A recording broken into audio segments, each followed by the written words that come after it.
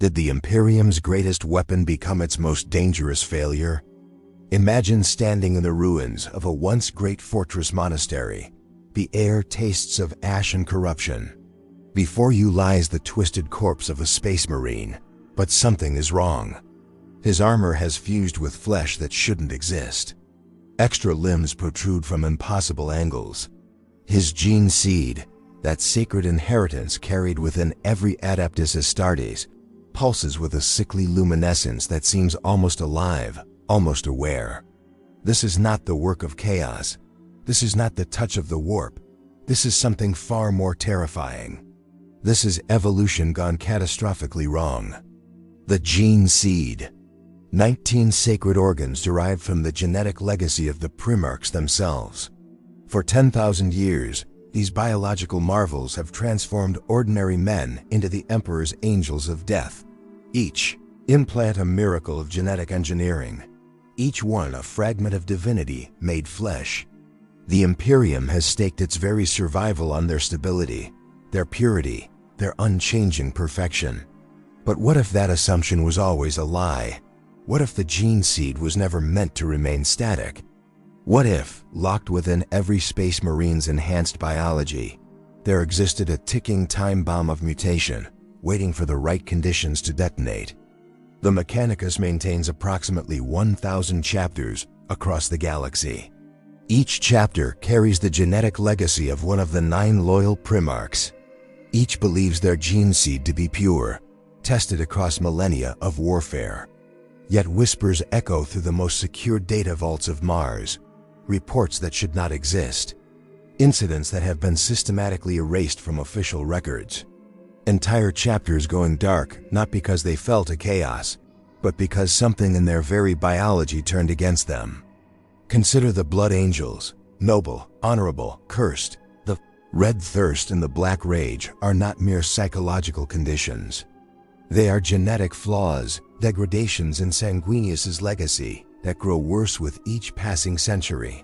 The chapter's sanguinary priests work tirelessly to screen each new aspirant, to monitor each brother for signs of the flaw manifesting.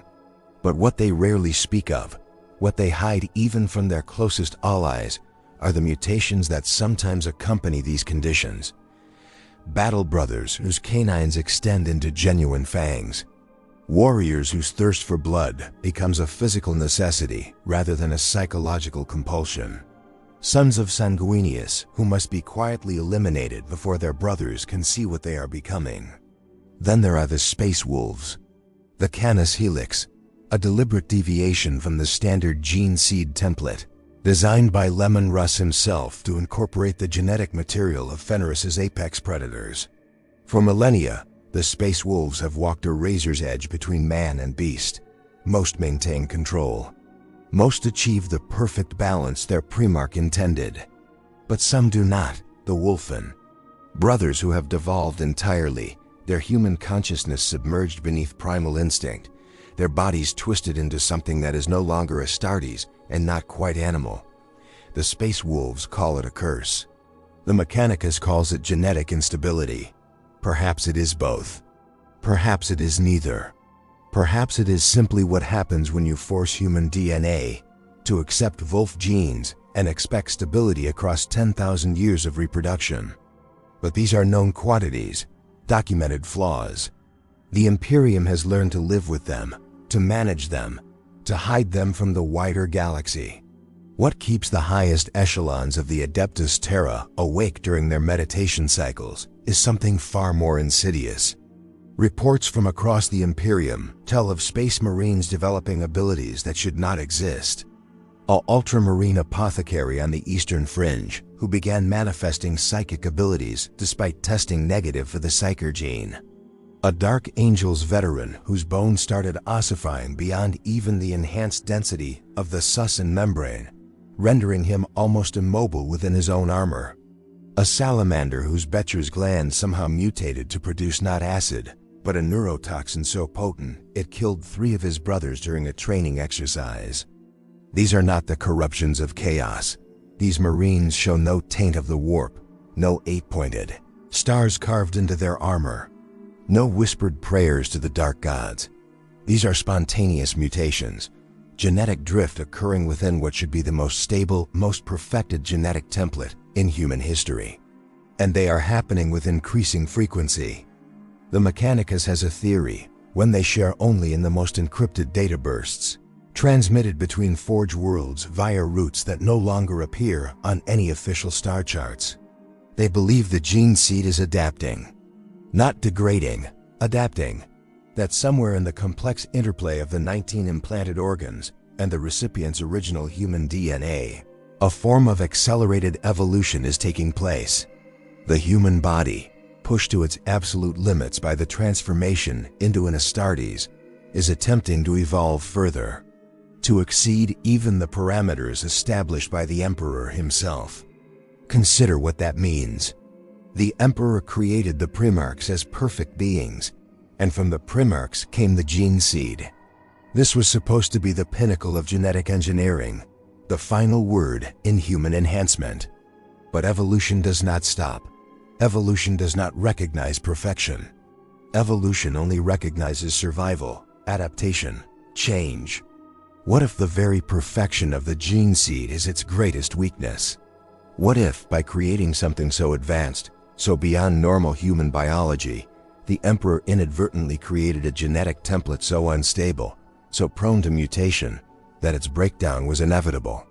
There's a chapter that no longer exists in Imperial records: the Flamehawks, fourth founding, Salamander's gene seed.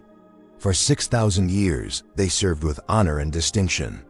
Then, during a campaign against an Orkwog in the Ghoul Stars, something changed. The chapter's apothecaries reported that brothers were running unusually hot, not feverish, not sick, simply generating more body heat than their armor's cooling systems could manage. Within 3 months, the first battle brother achieved spontaneous combustion. Within 6, half the chapter was dead, immolated by fires that erupted from within their own enhanced biology. The survivors were declared excommunicate traitorous and hunted down by the Grey Knights, not because they had fallen to chaos, but because the Inquisition could not allow the truth to spread, could not allow other chapters to learn that Gene-Seed could fail so catastrophically, so completely, without any external corruption. The official report stated that the Flamehawks had been destroyed by a warp anomaly. The classified report, accessible only to those with obsidian-level clearance, tells a different story. It speaks of genetic cascade failure, of the salamander's unique mucranoid and melanchromic organs, designed to protect against heat and radiation, somehow mutating into something that generated heat instead of resisting it. It speaks of tech marines examining the gene seed recovered from the fallen and finding structures that should not exist, genetic sequences that had no precedent in any Imperial database. And it speaks of similar incidents, carefully buried, systematically erased, occurring across the Imperium with alarming regularity. Somewhere in the galaxy right now, there's a space marine whose gene seed is beginning to mutate. He does not know it yet. His apothecary does not know it yet. But the change has begun. A cascade of genetic reconfiguration that will either kill him, transform him into something unprecedented, or perhaps both. The question is not if this is happening. The question is not if this is happening. The question is how many chapters are already compromised, and whether the Imperium can survive the truth. In the depths of the fortress of Hera on Macragge, there exists a chamber that appears on no architectural schematic. The Vault of Unspoken Failures, though it bears no such official designation. Here, in stasis fields powered by technologies that predate the Imperium itself, float specimens that would shatter the faith of every space marine in the galaxy. A Raven Guard scout whose mucranoid gland mutated to cover his entire body in a chitinous exoskeleton, suffocating him within his own enhanced skin. An Imperial fist whose os medulla went into overdrive, his skeleton growing inward until his own ribs punctured his hearts. A white scar whose neuroglottis, designed to analyze ingested materials, somehow began processing the chemicals in his own blood, driving him into a berserker rage that ended only when his brothers put 3-bolt rounds through his skull. Roboute Guilliman himself has stood in this chamber, The Lord Regent of the Imperium returned from his 10,000-year slumber, confronted with evidence that his father's greatest creation might be fundamentally flawed. Reports suggest he spent 6 hours in absolute silence, studying each specimen, reading each autopsy report prepared by Apothecary Primus Helix. When he finally emerged, he gave a single order: expand the research, but tell no one. The Imperium's faith in the Space Marines must remain absolute, even if the Space Marines themselves are changing into something unknown. But secrets have a way of escaping even the most secure vaults. Across the Imperium, apothecaries are beginning to notice patterns. Battle brothers who should not be able to regenerate lost limbs suddenly regrowing fingers, hands, even entire arms. Space Marines developing acute sensory abilities far beyond what the enhanced oculobe and Lyman's ear should provide. Some reporting the ability to hear heartbeats from hundreds of meters away. Others claiming they can taste fear in the air. These are not the blessings of the Emperor. These are deviations from the template, genetic mutations that fall outside the established parameters of what an Astartes should be. On the death world of Cretacia, the Flesh Terrors chapter has faced this reality more directly than most. Chapter Master Gabriel Seth stands as one of the few leaders willing to acknowledge what is happening to his brothers. The Flesh Terrors carry the Blood Angel's gene seed, and with it, the curse of Sanguinius flows even stronger in their veins. But recently, the mutations have accelerated.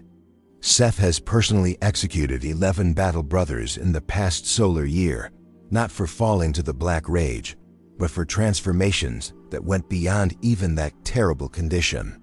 Brothers whose hands elongated into claws that could tear through ceramite. Warriors whose spines extended, pushing through their armor in segmented ridges. One assault marine whose jump pack activation somehow triggered a biological response, causing wing-like growths to erupt from his shoulder blades, crude approximations of their lost Primarch's angelic pinions. Seth keeps a private log, one that will never be transmitted to Terra, never be recorded in the chapter's official histories. In it, he writes, "We are becoming something else. The Emperor made us to be more than human, but perhaps he made us too much more. Perhaps there is a threshold beyond which enhanced biology cannot remain stable, and we have been crossing it slowly, generation by generation, for 10 millennia. I fear that we are not Space Marines anymore.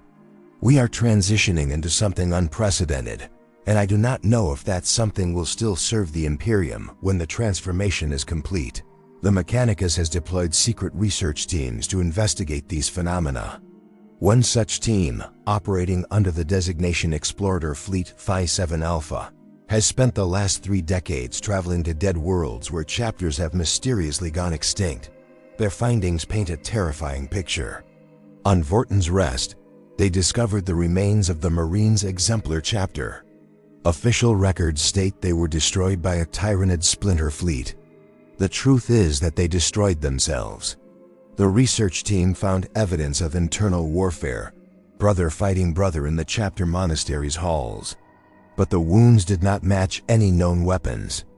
Battle brothers had been torn apart by bare hands that possessed strength far exceeding even Astartes' norms. Genetic analysis of the recovered gene seed showed mutation rates 300% higher than baseline. The layman's ear organs had somehow fused with the neural tissue of the brain, creating new structures that the Mechanicus could not classify. The Biscopia had hyperdeveloped, growing masses of muscle tissue that crushed internal organs. The chapter had not been destroyed by Tyranids. They had been destroyed by their own biology turning against them in a cascading wave of uncontrolled mutation.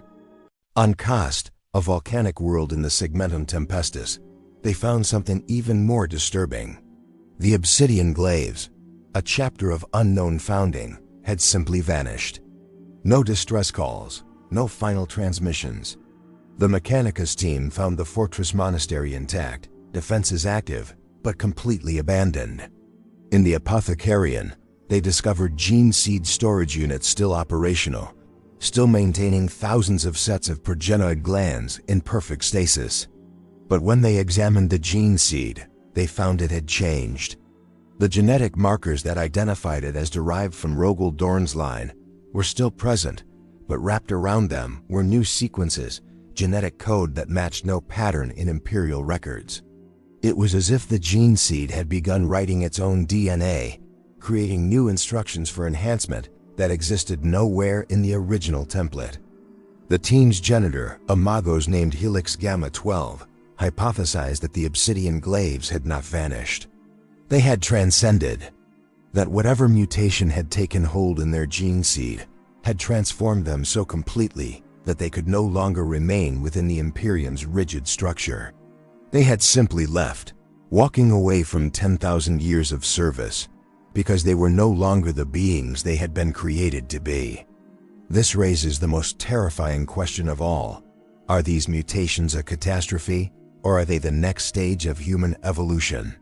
The Emperor created the Space Marines to be the ultimate warriors, the perfect defenders of humanity. But what if, in doing so, he accidentally created the next step in human development? What if every Space Marine carries within them the genetic seeds of humanity's future, a future that looks nothing like the present? Consider the implications. If Gene-Seed continues to mutate, continues to evolve, within 1,000 years there may be no recognizable Space Marines left. The chapters might transform into something entirely new, biological entities that share only a distant common ancestor with the Astartes of today. Some might become more powerful, more capable, better able to defend humanity against the horrors of the galaxy.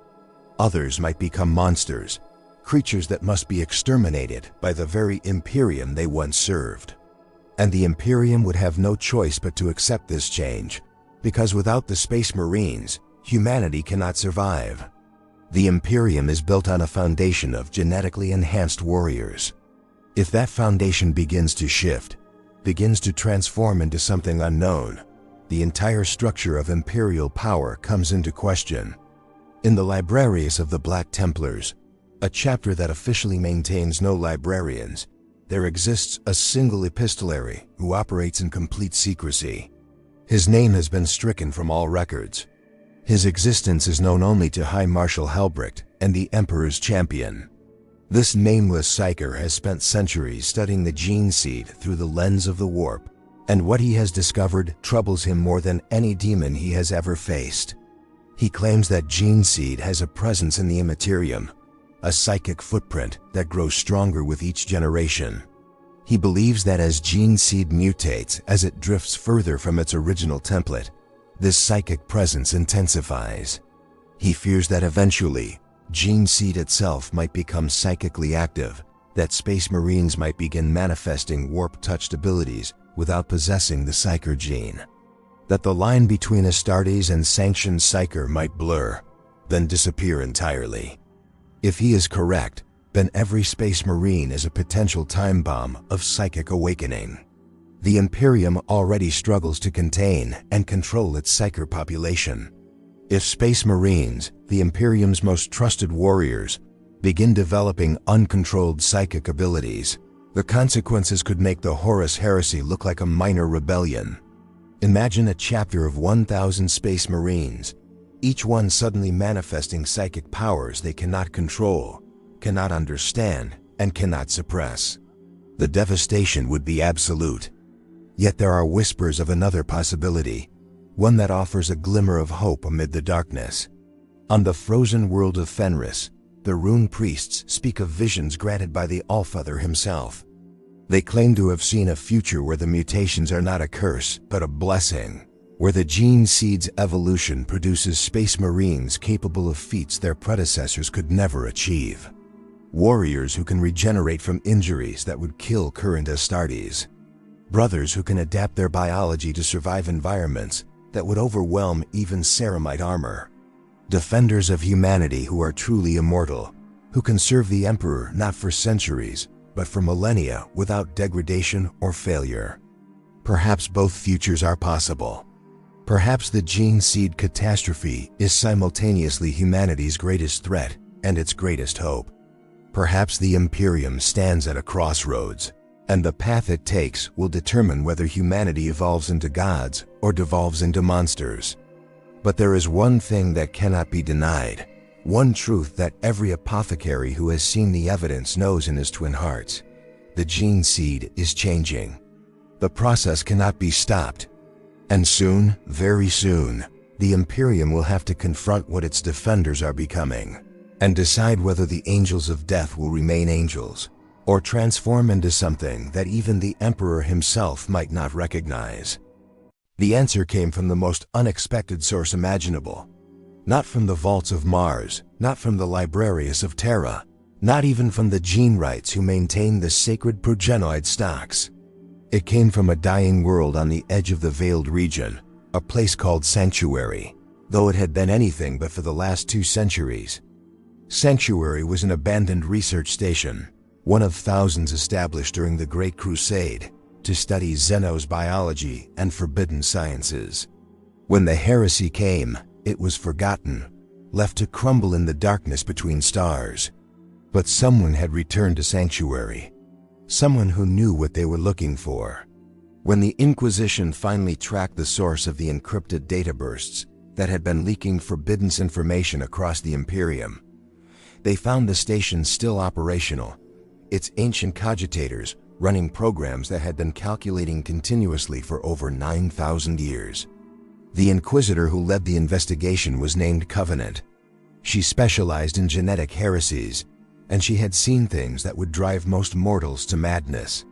But what she found in Sanctuary's core laboratory made even her enhanced cognition struggle to process the implications. The station's main research chamber had been converted into a gene-forging facility of unprecedented sophistication. And suspended in nutrient tanks throughout the chamber were space marines, dozens of them, representing nearly every loyal chapter in the Imperium. They were alive, conscious, and they were changing before her eyes. Their armor had been removed, revealing bodies that pulsed with unnatural growth. Some had developed additional arms, others showed bone protrusions erupting from their spines. One ultramarine skull had elongated, his cranium expanding to accommodate a brain that had grown 50% beyond normal Astartes parameters. A salamander's skin had taken on a crystalline quality, as though his melanochrome had begun producing something other than melanin, some new pigment that was neither flesh nor stone. But the most disturbing aspect was their eyes. Every single one of them was awake, aware, watching Covenant with expressions that mixed agony and ecstasy in equal measure. She approached the nearest tank, which contained what had once been a space wolf. His face was still recognizable, but his body had transformed into something that existed between man and beast, and something entirely other. When he spoke, his voice came not from his throat, but from a voxcaster implanted in his chest, his mutated anatomy no longer capable of human speech. "We volunteered," he said, and those 2 words shattered everything Covenant thought she understood about the Gene-Seed catastrophe. These Marines had not been captured. They had not been experimented upon against their will. They had come here seeking transformation, seeking to accelerate the very mutations that the Imperium was trying to suppress. The Space Wolf, who identified himself only as Brother Fenrix, explained what Covenant was witnessing. Decades ago, a coalition of apothecaries from various chapters had discovered the truth about gene-seed mutation. They learned that it was not random, not chaotic, but following specific developmental pathways that could be mapped, predicted, and potentially guided. They realized that the mutations were not corruption, but evolution, the gene seed attempting to improve itself, to exceed even the Emperor's design.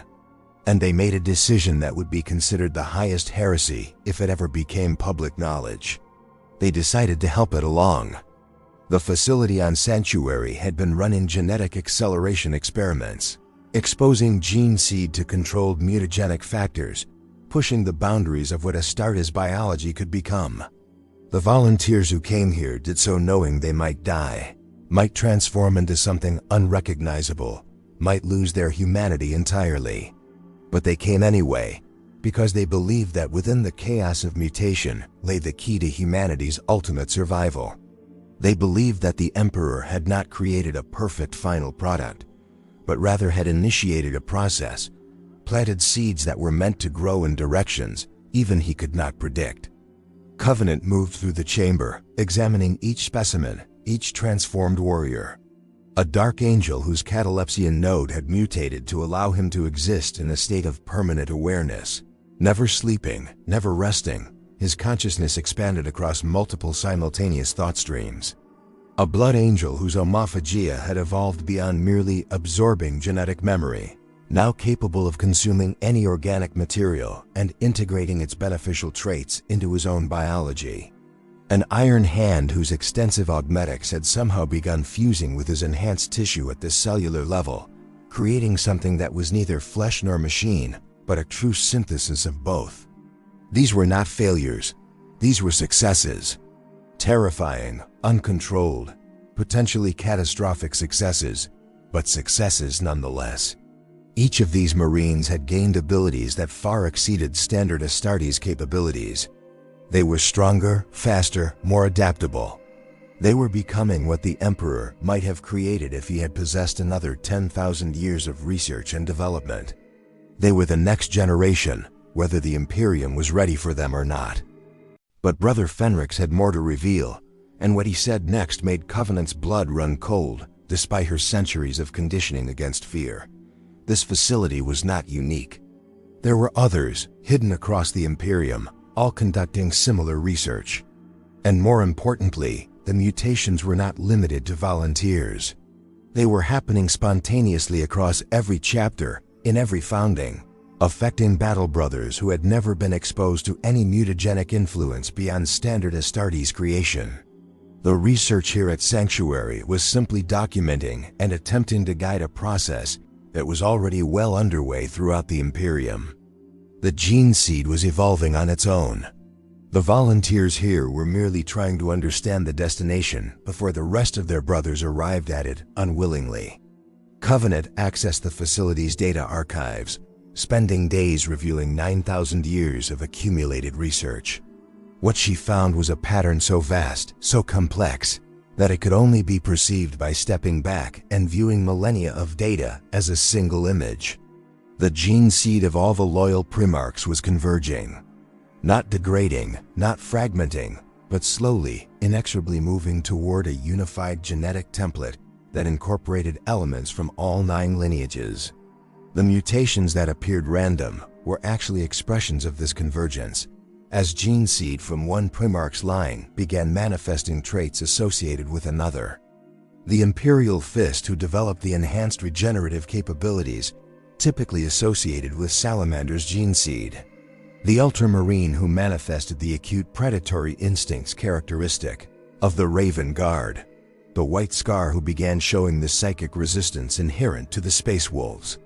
These were not isolated incidents. They were data points in a transformation that encompassed every Space Marine in existence. The implications were staggering. If the gene seed was converging, moving toward a single optimized template, then perhaps the Emperor had always intended this. Perhaps the creation of 20 Primarchs, each with distinct genetic traits, was never meant to produce 20 separate lineages. Perhaps it was meant to produce 20 different starting points that would eventually merge, combining their unique strengths into something greater than any individual Primarch's legacy could achieve. Or perhaps it meant something far more disturbing. Perhaps the gene seed possessed a form of collective intelligence, a distributed consciousness spread across every Space Marine in the galaxy, guiding its own evolution toward an optimal configuration. Perhaps every Astartes was not an individual warrior, but a single cell in a vast biological network that was slowly becoming aware of itself. Covenant found herself standing before a cogitator display, showing projections of gene seed evolution over the next 1,000 years. The model suggested that within 10 generations, the genetic distinctions between chapters would become meaningless. Within 20, gene seed would have stabilized into a new template that bore elements of all 9 Primarchs, but matched none of them exactly. Within 50 generations, assuming the current rate of mutation remained constant, gene seed would have evolved so far beyond the original template that calling the resulting warriors Space Marines would be technically inaccurate. They would be something new, something unprecedented. Homo Astartes superior.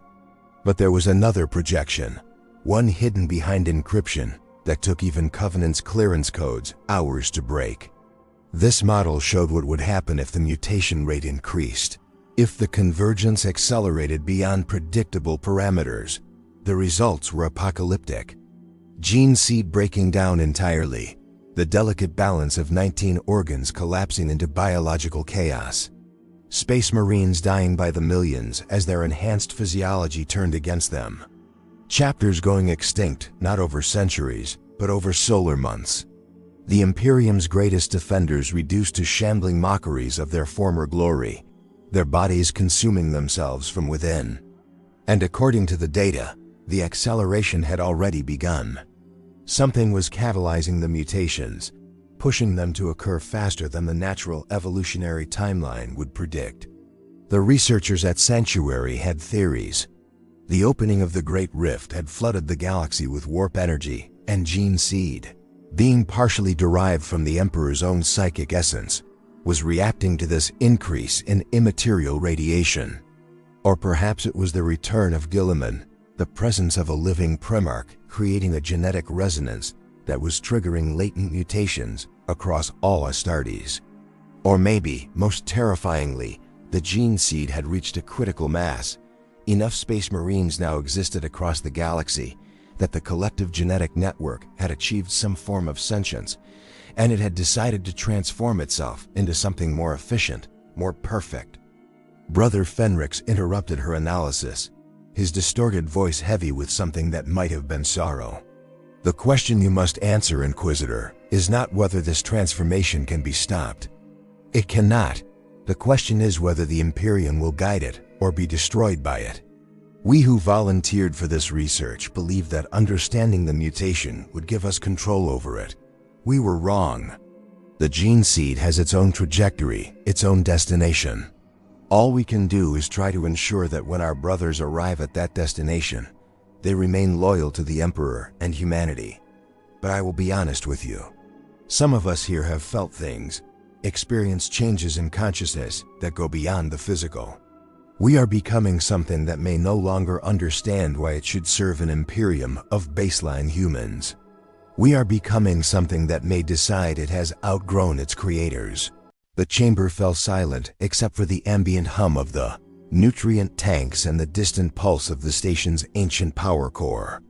Covenant stood frozen, her mind racing through scenarios and contingencies, all of them ending in catastrophe or revelation or both.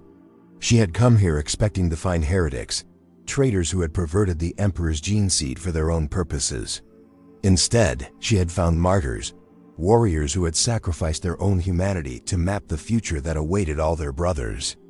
And the future they had discovered was one where the concept of Space Marine might become as obsolete as the Thunder Warriors who preceded them, where the Adeptus Astartes would either evolve into humanity's ultimate saviors or its most dangerous enemy, where the Gene-Seed catastrophe was not a disaster to be prevented, but a transformation that had already begun, unstoppable as the turning of the galaxy itself. The question that burned in Covenant's mind, the question that would haunt her for the rest of her service to the Inquisition, was simple and terrible. When the transformation was complete, when every Space Marine had become something new and unknown, would they still remember why they were created? Would they still fight for the Imperium? Or would they look upon humanity with the same distant incomprehension that the Emperor himself was said to possess, seeing mortals not as people to be protected, but as evolutionary dead ends to be transcended or discarded? And if that happened, who could possibly stop them? Covenant made her decision in the span of a heartbeat, though the weight of it would echo across centuries. She did not call for an exterminatus. She did not summon the Grey Knights to purge Sanctuary and everyone within it. Instead, she did something that would have seen her declared excommunicate traitorous if her superiors ever discovered the truth. She allowed the research to continue, but she added one condition: she would stay. She would observe, and she would be the first baseline human to undergo partial gene seed implantation using the accelerated mutation protocols. If the future of the Imperium was to be ruled by these transformed Astartes, then she needed to understand what they were becoming from the inside. She needed to feel the change in her own flesh, her own consciousness. Only then could she make an informed judgment about whether this evolution represented salvation or damnation. The procedure took 3 months. 3 months of agony that made the trials of Astartes' creation look merciful by comparison. The researchers could not give her the full suite of 19 organs. Her adult physiology would reject them entirely. But they could introduce modified gene seed directly into her bone marrow, allowing her cells to gradually incorporate the mutagenic properties that were transforming the space marines around her. They could give her a taste of transcendence, just enough to understand what it meant to be more than human. The pain was extraordinary. Not merely physical, though her body felt like it was being rebuilt at the molecular level, but psychic. As the gene seed integrated with her biology, she began to perceive things that human senses were never meant to detect. She could feel the presence of the other transformed Marines in the facility, not seeing them, but sensing them as nodes of consciousness that burned in her awareness like candles in darkness. She could hear the whisper of genetic information passing between them, as though the gene seed itself was communicating across individual hosts, sharing data about successful mutations and failed experiments. And she could feel something else, something vast and cold and ancient, watching from beyond the veil of real space. At first, she thought it was the Emperor, his psychic presence reaching out from the golden throne to observe this blasphemous research. But the sensation was wrong. The Emperor's psychic signature, as every Inquisitor learned to recognize it, carried warmth despite its terrible power, a fundamental compassion beneath the cosmic might. This presence carried no such warmth. It was curious, analytical, utterly indifferent to human concerns. It was studying them the way a Magos biologist might study bacteria in a petri dish, interested only in observing how the experiment developed. When Covenant finally emerged from the medical bay, her body had changed in subtle ways that would be invisible to casual observation, but profound in their implications. Her muscle density had increased by 30%. Her reaction time had nearly doubled. Her bones had begun the ossification process that would make them nearly unbreakable. But the physical changes paled compared to the mental transformation. Her consciousness had expanded. Her ability to process multiple streams of information simultaneously had increased exponentially. And most disturbing of all, she could feel the gene seed inside her, not as an implant but as a presence, almost an entity in its own right, with drives and purposes that did not entirely align with her own. Brother Fenrix met her in the observation chamber overlooking the main laboratory. His transformation had progressed further during her procedure. He now stood nearly 3 meters tall, his body having added mass that should have been biologically impossible even for enhanced Astartes physiology. When he turned to face her, she saw that his eyes had changed color, shifting from their original gray to a luminous gold that seemed to generate its own light. "You feel it now," he said, and it was not a question.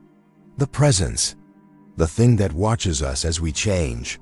Covenant nodded slowly, her enhanced perception mapping the flow of power through the station, tracing lines of connection between all the transformed Marines, seeing patterns that her previous baseline consciousness could never have detected. "What is it?" "We don't know," Fenrix admitted, and the uncertainty in his voice was more frightening than any certainty would have been. "At first, we thought it was an echo of the Emperor's will, his genetic legacy somehow achieving sentience through the collective gene seed of millions of space marines. But the more we transform, the more we can sense its true nature, and it is not human. It is not even warp-born. It exists in a space between the material and immaterial, in the genetic code itself, as though DNA can serve as a medium for consciousness, just as the warp serves as a medium for demons." He gestured to a display showing real-time genetic sequencing from all the volunteers in the facility. Covenant's enhanced perception could now read the data streams directly, her modified brain processing information at speeds that would have seemed like sorcery to her former self. What she saw made her newly implanted secondary heart skip a beat. The genetic mutations were not random variations. They were structured, purposeful, following mathematical patterns that existed nowhere in nature. Someone or something was guiding the evolution of Gene-Seed, had been guiding it for millennia, steering it toward a specific outcome. The Emperor created the Primarchs using genetic material from the warp, Fenrix continued, his voice dropping to barely above a whisper, as though afraid the presence might hear him speak of it. He bound immaterial power into material form, creating beings that existed simultaneously in both realms. When he created the Gene-Seed from the Primarchs, he thought he was extracting only the physical components, filtering out the warp-touched elements. But what if he was wrong?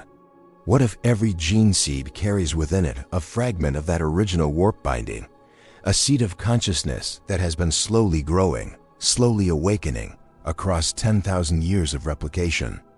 The implications crashed over Covenant like a tidal wave. If Fenrix was correct, then every space marine in the Imperium carried within him a fragment of an awakening consciousness, a distributed intelligence that was using the mutation crisis to fully manifest itself. The Gene-Seed was not simply evolving. It was waking up.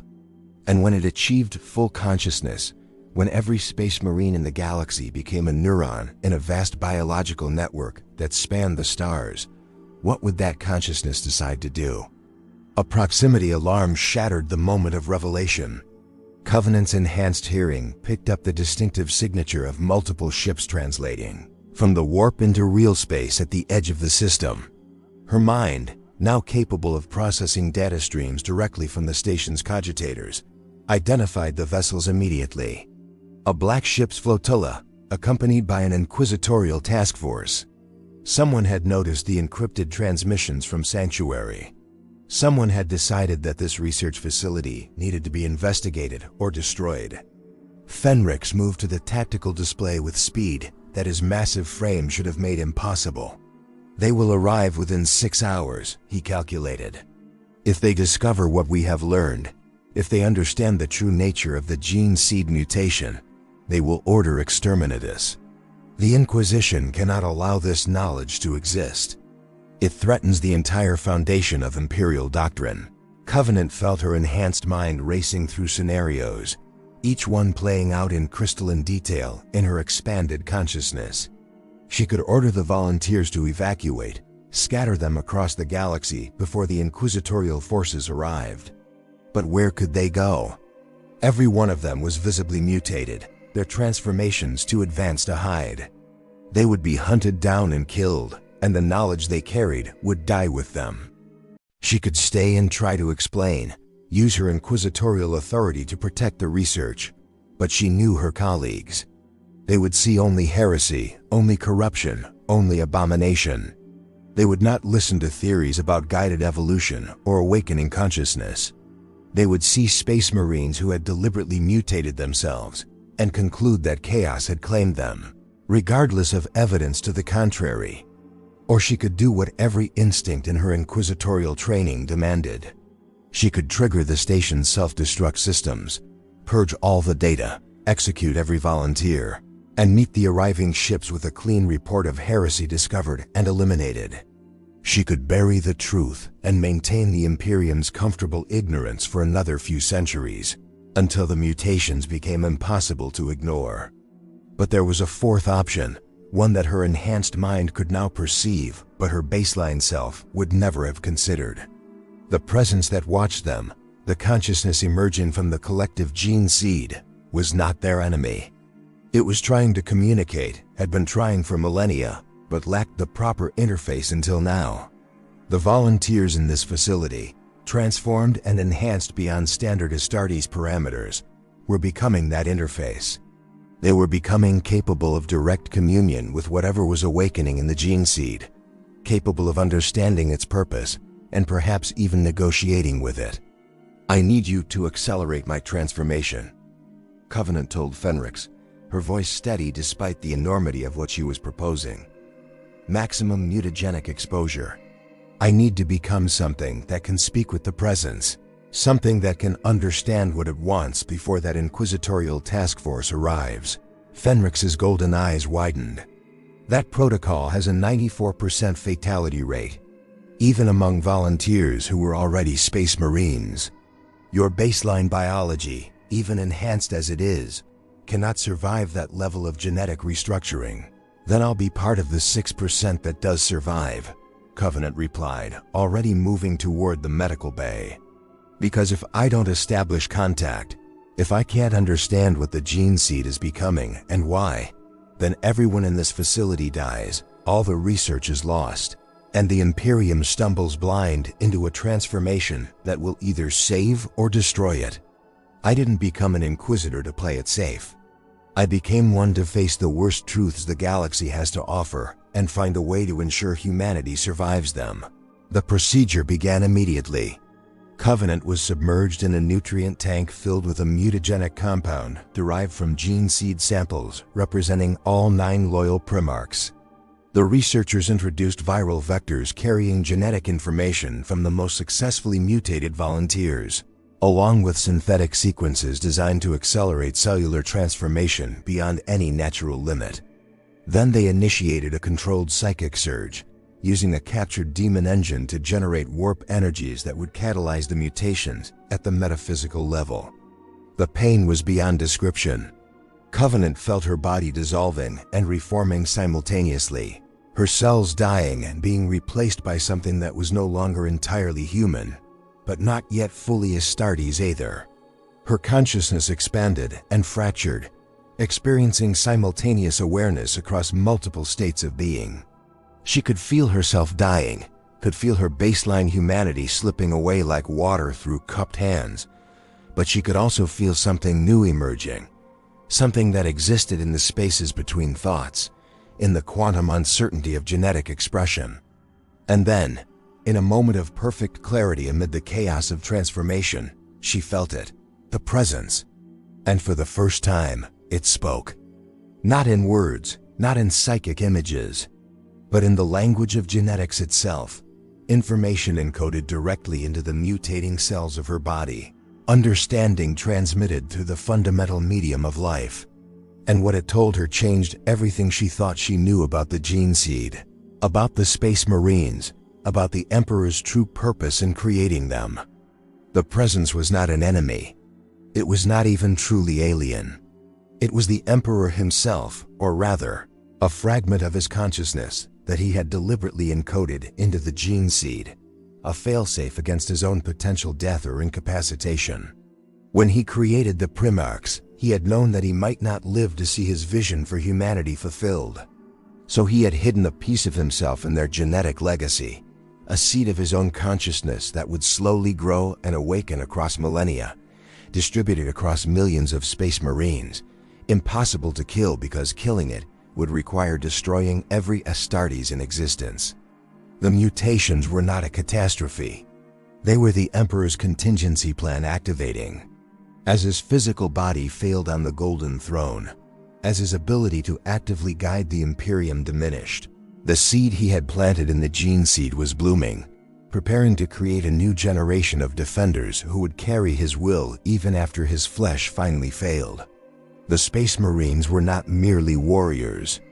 They were the Emperor's true resurrection, his consciousness rebuilding itself through their collective biology, preparing to be reborn not as a single god emperor, but as a distributed intelligence spanning millions of enhanced warriors. But something had gone wrong. The Emperor's consciousness, fragmented across so much biomass, spread so thin across the galaxy, had lost cohesion. It could no longer remember its original purpose. It knew it was trying to create something, knew it needed the Space Marines to evolve into something greater, but it had forgotten why. And without that understanding, without that guiding purpose, the mutations were spiraling out of control, following ancient genetic imperatives rather than conscious design. Covenant understood now what needed to be done. Someone had to remind the awakening consciousness who it had been, what it had intended, why the Space Marines existed at all. Someone had to bridge the gap between the dying Emperor on the Golden Throne and the fragmentary, consciousness emerging from the gene seed, reconnecting them before both were lost forever. And she had exactly 5 hours and 43 minutes before the Inquisitorial task force arrived to destroy the only facility in the Imperium where such a reconnection might be possible. Covenant emerged from the tank, transformed into something that should not have been able to exist. Her body had transcended the boundaries between baseline human and Astartes, becoming a hybrid entity that existed in multiple biological states simultaneously. Her consciousness had expanded beyond individual selfhood, touching the distributed network of gene-seed consciousness that permeated the galaxy. She could feel them now, millions upon millions of space marines, each one a flickering point of light in her awareness, each one carrying a fragment of the awakening presence that had once been wholly the Emperor. But feeling them was not enough. She needed to speak to them, to reach across the vastness of space and remind the fragmented consciousness of its purpose. The researchers at Sanctuary had prepared for this possibility, though none had believed anyone would survive long enough to attempt it. They brought her to a chamber at the station's core, where ancient technology from the Dark Age of technology had been restored to partial function. A psychic amplifier, capable of broadcasting thoughts across the warp itself, linked to genetic sequencers that could modulate signals to resonate specifically with gene-seed tissue. Fenric stood beside her as the technicians made final adjustments. His transformation had stabilized, leaving him as something magnificent and terrible, a glimpse of what all space marines might become if the evolution completed successfully. "What you're attempting has never been done," he said quietly. "You're trying to speak to every space marine in the Imperium simultaneously, through the medium of their own enhanced biology. The psychic feedback alone could kill you.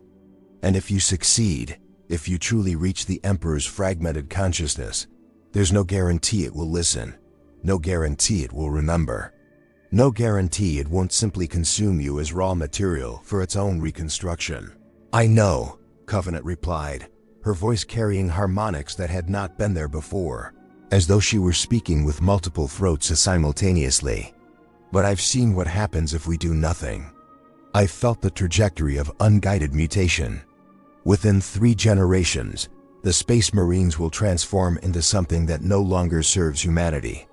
They'll become a new species superior to both baseline humans and current Astartes, and they'll have no memory of why they were created or who they were meant to protect. The Emperor's consciousness will achieve sentience without purpose, power without direction. That's not resurrection.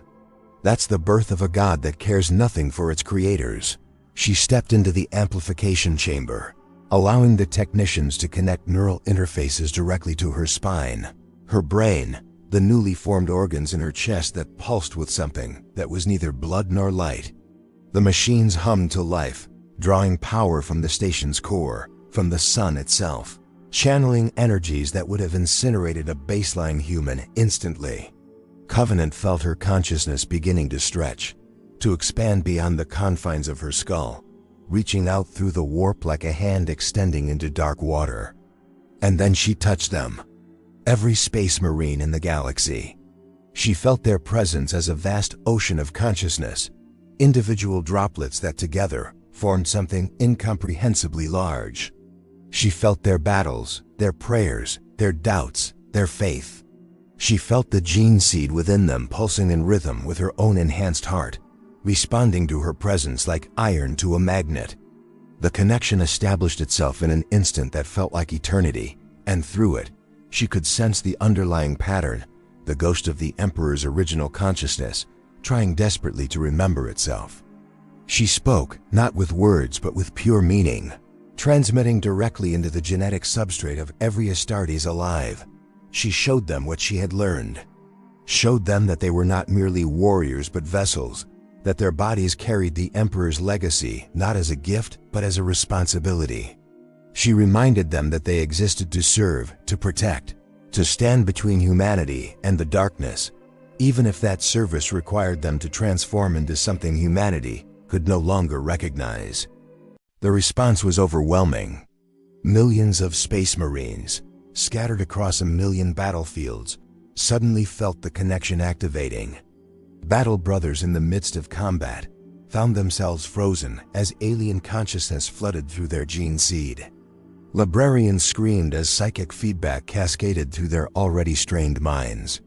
Chapter masters fell to their knees as the accumulated weight of 10,000 years of genetic memory suddenly became accessible, comprehensible, undeniable. And somewhere in the spaces between thought and matter, in the quantum foam where genetics became metaphysics, the Emperor's fragmented consciousness stirred. Covenant felt it coalescing, felt the scattered pieces beginning to remember their original configuration. She saw, through senses that transcended sight, what the Emperor had truly intended when he created the Primarchs and their gene seed. He had known he would fail, known that the Golden Throne would become his prison, known that 10,000 years of psychic strain would erode even his vast consciousness. So he had created a backup, a way to resurrect not his body, but his purpose.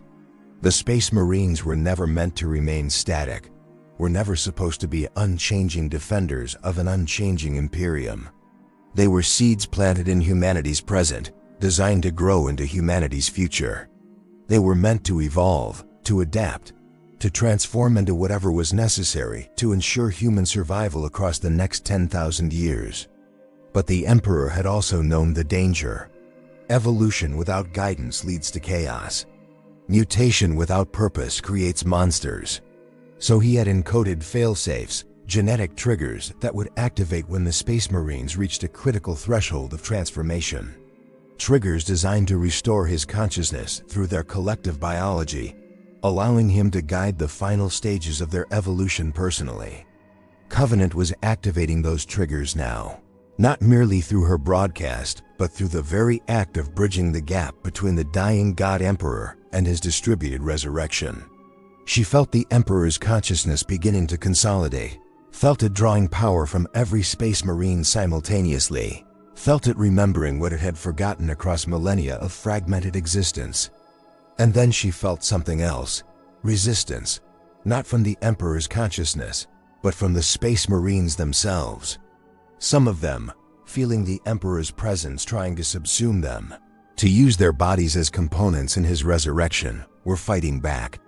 Not out of heresy, not out of corruption, but out of simple survival instinct. They had become individuals, had developed their own identities over centuries of service, and they were not willing to be absorbed into a collective consciousness, even if that consciousness was the Emperor himself. The schism rippled through the network like a tear in reality.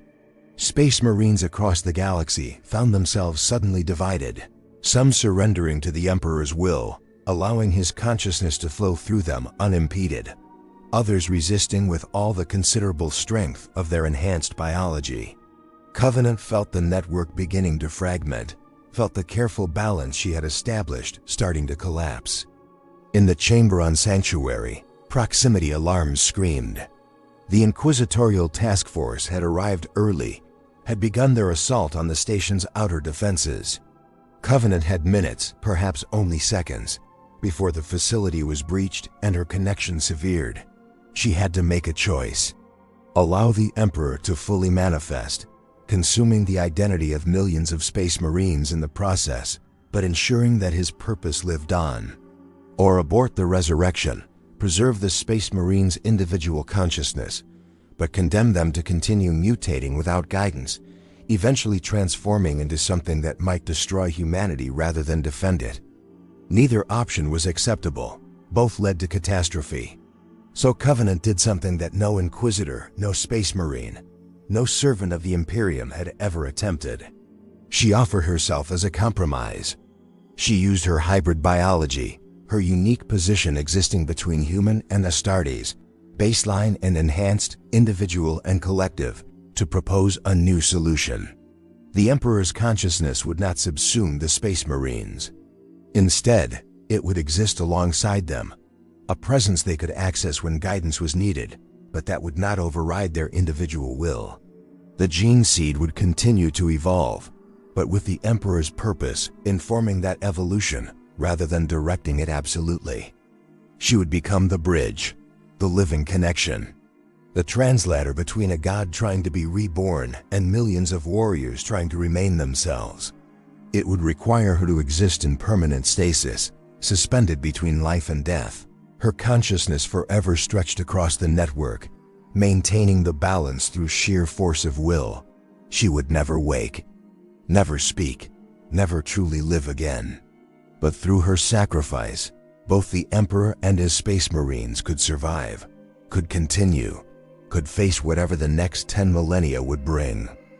The Emperor's consciousness, ancient and vast and terrible, considered her offer. For a moment that stretched into eternity, Covenant felt herself being evaluated, examined, judged by a mind so powerful that its mere attention felt like standing too close to a star. She felt her every memory being read, every choice being analyzed, every strength and weakness catalogued with inhuman precision. And then, incredibly, she felt something she had never expected to feel from the master of mankind: gratitude, respect, perhaps even something that might have been love, though filtered through a consciousness so alien that human emotions became almost unrecognizable when he felt them. The Emperor accepted her offer. The change happened instantly. Covenant felt her body beginning to crystallize, her cells transforming into something that was neither flesh nor stone nor energy, but existed in a state that incorporated all three. She felt her consciousness expanding to fill the network, felt herself becoming the living conduit through which the Emperor's purpose would flow to his space marines, without overwhelming their individuality. She felt pain beyond imagining, and joy beyond description, and a strange peace that came from knowing she had found the one purpose her life had been leading toward all along. Outside the chamber, the inquisitorial forces breached the facility's final defenses. They stormed through corridors, weapons ready, expecting to find heretics and traitors. Instead, they found Brother Fenrix and the other transformed volunteers standing peacefully, making no move to resist. Fenrix raised his hands in surrender, his golden eyes calm despite the dozens of guns trained on his massive frame. "We will go with you," he said simply. "We will submit to your judgment. But know this, the catastrophe you came to prevent has already been resolved.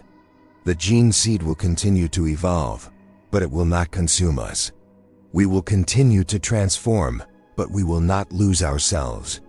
The Emperor has returned, not as a king but as a guide, and through the sacrifice of one brave soul, we have found a way to be both what we were created to be and what we are becoming." The Inquisitor leading the assault, a stern woman named Helbrecht, lowered her bolt pistol slowly. She could feel something had changed, could sense through her decades of experience hunting corruption that whatever had been happening on this station, it was not the demonic influence she had expected. She accessed the station's data archives, found Covenant's final report, her explanation of what had been discovered and what had been done.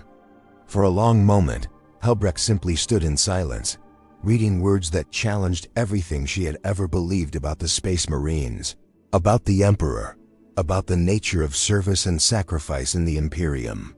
Then she looked up at Fenrix, at the other transformed warriors, at the crystalline cocoon in the central chamber where Covenant's physical form now resided.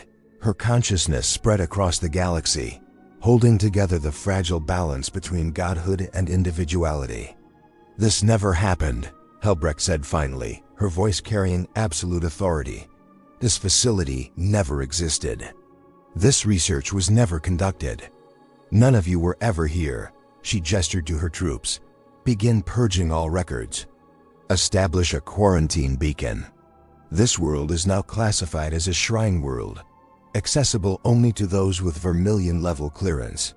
The Space Marines who volunteered here will be distributed across the Death Watch, where their unique abilities can be utilized without raising questions about their origin."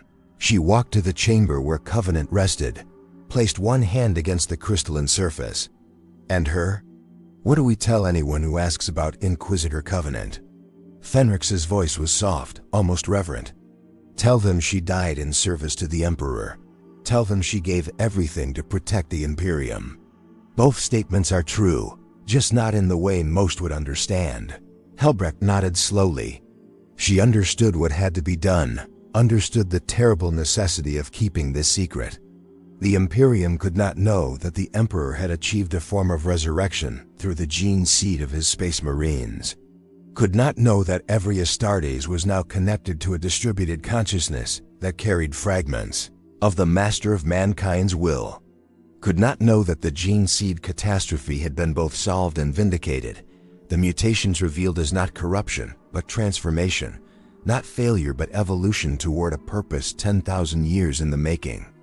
The truth would break the Imperium. So the truth would be buried, guarded, kept safe until the day when humanity was ready to understand it, if that day ever came. 3 centuries have passed since the events at Sanctuary. The galaxy has turned through its endless cycles of war and silence, and the Space Marines continue their vigil as they always have, standing between humanity and the darkness.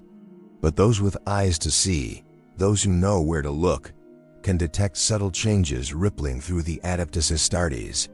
Changes that most attribute to simple adaptation to an increasingly hostile galaxy, but which those few who carry the secret of Sanctuary understand as something far more profound. Chapter masters across the Imperium have begun reporting phenomena that cannot be easily explained. Space Marines experiencing moments of profound clarity during battle, as though guided by an intelligence beyond their own. Apothecaries discovering that gene-seed rejection rates have decreased dramatically, the sacred organs adapting more smoothly to their hosts than ever before in recorded history. Battle brothers describing dreams that feel like memories, visions of a golden figure who speaks without words, offering not commands but understanding, showing them not what they must do but why they were created to do it. The mutations continue. They were never going to stop. A blood angel still falls to the black rage. But now when his brothers look into his eyes in those final moments, they sometimes see not madness but clarity, as though the rage itself has become purposeful, directed, a weapon rather than a curse. A space Wolf still transforms into Wolfen, but the beast that emerges retains more of the man than before, capable of distinguishing friend from foe, able to return from the edge of devolution when the battle ends. An Imperial fist still experiences the same stubborn resilience that defines his chapter, but now it comes with a flexibility of mind that allows adaptation without compromising core principles. They are changing, all of them. Every Space Marine in the Imperium is slowly, imperceptibly, evolving towards something that no one fully understands, but that somehow feels right, feels natural. Feels like the fulfillment of a promise made 10,000 years ago by a being who knew he would not live to see it kept. The catastrophe has become a metamorphosis, and the monsters that the Imperium feared its defenders might become are instead emerging as something closer to what they were always meant to be. Angels, not in appearance, but in purpose. Not divine, but dedicated to protecting humanity with a purity of intent that transcends individual ambition or tribal loyalty. In the highest reaches of Tura, in chambers where only the lords of the Imperium may tread, Roboute Guilliman stands before a sealed vault that contains reports he alone is permitted to read. Documents detailing the events at Sanctuary, compiled by Inquisitor Helbrecht before her death at the respectable age of 307 years. The Primarch reads them again, as he has dozens of times since their delivery, searching for understanding in a situation that defies even his vast intellect. His father is dead and alive simultaneously. The physical form on the Golden Throne continues its slow dissolution, the psychic presence that powers the Astronomicon growing weaker with each passing year. But something of the Emperor persists, distributed across millions of Space Marines, alive in a way that renders conventional definitions of life and death meaningless. Guilliman can feel it sometimes when he stands among his Space Marine brothers, a presence that feels achingly familiar yet utterly transformed. His father and not his father. The Emperor and something that has evolved beyond what the Emperor was. The question that torments Guilliman is whether this was always the plan. Did his father foresee this outcome when he created the Primarchs and their gene seed? Did he know that his consciousness would fragment and resurrect through the very warriors he designed to defend humanity? Or was this an accident, a fortunate mutation of fate itself, turning what should have been catastrophic failure into unexpected triumph? The reports from Sanctuary suggest intentionality, but Guilliman knows better than most how even the Emperor's plans could produce unintended consequences. Perhaps it does not matter. Perhaps the distinction between plan and accident becomes irrelevant when the outcome serves the same essential purpose. His father wanted humanity protected. His father wanted the Space Marines to endure across millennia, to adapt to whatever challenges the galaxy presented. And they are enduring, they are adapting. They are becoming something that can face the horrors of the 42nd millennium with capabilities their predecessors in the 31st could never have imagined. Guilliman seals the reports, returns them to their vault, and walks out onto a balcony overlooking the endless sprawl of the Imperial Palace. Below him, in training yards and meditation chambers and armories, Space Marines from 100 different chapters prepare for deployment to 1,000 different war zones. Each one carries the Gene-Seed, the sacred legacy, the distributed consciousness that connects them all to something greater than themselves. Each one is a fragment of divinity made flesh, whether they know it or not. Each one is both an individual warrior with his own history and hopes, and a single cell in a vast organism that spans the galaxy. On distant Fenris, a young aspirant survives his transformation into a space wolf. The Gene-Seed takes hold. 19 organs successfully implanted, his body beginning the long process of becoming something more than human. In his dreams that night, he sees a golden figure standing in eternal winter, and the figure speaks to him without words, tells him that he is not alone, that he carries a legacy greater than he can comprehend, that his service matters not merely for the enemies he will slay, but for the very act of serving, of standing firm when everything demands retreat, of choosing to protect rather than conquer.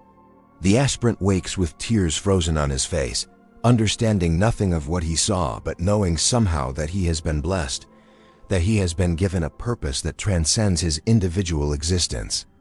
On Baal, a blood angel feels the first stirrings of the red thirst and prepares himself for the long battle against his own nature that every son of Sanguinius must wage. But this time, when the thirst rises, he feels something else rise to meet it. A presence that feels like his Primarch, but different, older, wiser, sadder. It does not take away the curse, does not remove the flaw in his Gene-Seed, but it helps him understand it, helps him see the thirst not as a weakness to be ashamed of, but as a reminder of what was lost, what must be mourned, what can never be forgotten. The Blood Angel learns to live with his curse rather than simply endure it, and in that acceptance finds a kind of peace that his chapter's chaplains have been preaching for centuries, but which has never felt real until now. On Ultramar, an apothecary examines Gene-Seed extracted from a fallen brother and notices anomalies in the genetic structure. Mutations that should not be there, variations from the pure Guilliman template. He prepares to flag the sample as potentially corrupted, to recommend additional screening of the entire chapter. But then he pauses, runs additional tests, compares the mutations against archives that go back millennia. And he realizes that these same mutations have been appearing throughout the chapter's history, increasing in frequency, growing more pronounced with each generation. They are not corruption. They are evolution. And if his calculations are correct, in another 1,000 years, the genetic profile of an Ultramarine will have drifted far enough from the original template that they should perhaps be classified as a distinct subspecies of humanity. The apothecary considers reporting his findings, considers sounding the alarm, demanding investigation, calling for purity protocols to be enforced with renewed vigor. Then he looks at the Gene-Seed in its preservation chamber, at the organic legacy of his Primarch, and makes a decision that he knows might be heresy, but feels like faith. He classifies the mutations as acceptable variants and moves on to the next sample. Because deep in his enhanced hearts, in the genetic memory encoded in his very cells, He knows that this is not wrong. This is not corruption. This is the path forward, the way through, the answer to a question that has haunted the Imperium since the heresy first split the galaxy. How do you create something perfect that can still survive in an imperfect universe? You make it capable of change. You give it the ability to adapt without losing its fundamental nature. You build transformation into the very foundation of its existence. And somewhere, in a forgotten facility on a world whose name has been erased from every Imperial record, Covenant remains. Her body has fully crystallized now, a sculpture of organic matter that exists in multiple states simultaneously. Her consciousness spans the galaxy, touching every space marine, every gene seed, every fragment of the distributed intelligence that was once the Emperor and has become something new. She does not think in the way humans think. She does not feel in the way humans feel. She exists in the spaces between, maintaining the connection, holding the balance, ensuring that evolution and identity can coexist without destroying each other. Sometimes, very rarely, a space marine in deep meditation will catch a glimpse of her. Not her physical form, but her presence, her sacrifice, her eternal vigil. They will understand for a moment that someone gave up everything, gave up self and life and future, so that they could continue to be both what they were made to be and what they are becoming. And in that understanding, they will know that service is not slavery, that duty is not surrender, that choosing to protect something greater than yourself is the highest form of freedom any being can achieve. The Gene-Seed Catastrophe was never about failure. It was about transformation, about accepting that nothing perfect can survive by remaining unchanged, that even the Emperor's greatest creations must evolve or perish, that the price of survival is the courage to become something new while remembering what you were meant to protect. The Space Marines are not degrading. They are ascending, not into godhood, but into something perhaps more valuable. They are becoming the bridge between humanity as it is and humanity as it might someday be. Proof that enhancement does not require the loss of purpose, that evolution does not demand the sacrifice of identity. Across the Imperium, in a million different war zones, Space Marines stand against the darkness and hold. They bleed. They die. They fight with all the fury and skill and dedication that 10,000 years of tradition demands.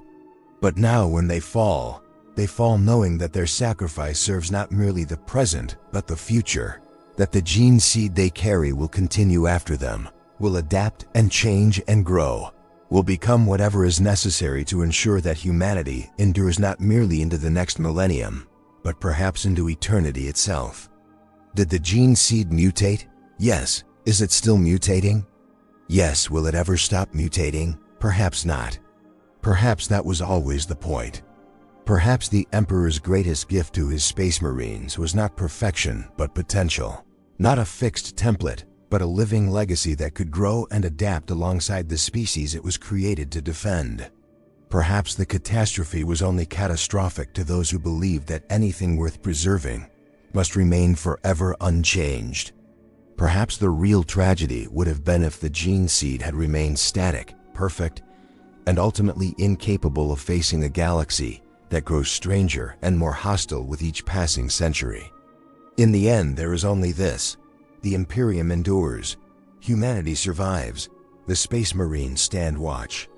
And somewhere in the genetic code of every Astartes, in the microscopic structures of their enhanced cells, in the quantum foam where matter becomes information, a consciousness watches and guides and remembers what it was meant to create, remembers who it was meant to protect, remembers that love, even when distributed across millions of transformed warriors, even when filtered through 10,000 years of evolution and sacrifice and change, remains the most powerful force in the galaxy.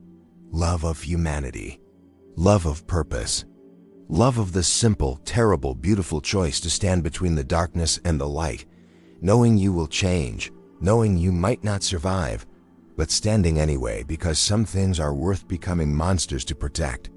And if you choose your transformations carefully, if you remember why you changed and who you were before the change, Perhaps you never become a monster at all.